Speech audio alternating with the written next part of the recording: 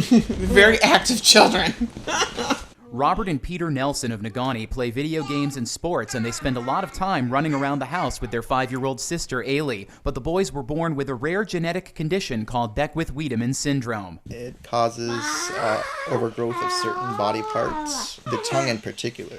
And this can cause speech deficits, orthodontic problems, social problems, because they're unable to keep their tongue inside their mouth. Their mom, Tina, was also born with it and had a tongue reduction when she was 20. It hasn't been too unusual for me. It hasn't been too much like, oh my gosh, what is this? Like a lot of parents who have a child with Beckwith-Wiedemann, it's completely new to them. They don't know what it is. They don't have the experience, but we kind of knew going into this what we were going to have to deal with. Dealing with it has often meant advocating for the boys to physicians. It's been a lot of when we are looking for a physician, it's how much do you know about the syndrome? And sometimes I'm the one that has to tell them a little bit what it is. Robert and Peter had surgery in Ann Arbor 5 years ago, but it was unsuccessful. Their parents searched for another option and eventually found the only doctor in the country specializing in Beckwith-Wiedemann tongue reduction surgery for kids. He practices in Missouri, and he was willing to operate, but he's retiring before the end of the year. In August, Tina brought the boys to Mercy Hospital in St. Louis for a second procedure.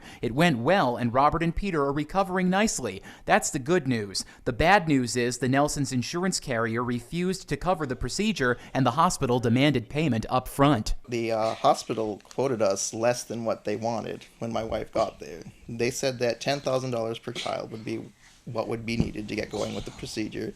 But when we got there, they wanted more than $26,000. They wanted it that day, and they wouldn't negotiate a payment plan. The couple has set up an online fundraising campaign to help offset the large loan they had to take out. More than $15,000 of community support has come in so far. We're going to keep fighting for them, and as long as it takes, we're going to keep fundraising, and we're going to take care of this. Robert and Peter are going to keep fighting during their recovery as well. We have a link to the Nelsons' GoFundMe page on our website, abc10up.com. In Negaunee, Mike Hoey, ABC 10 and CW5 News Now. Yay!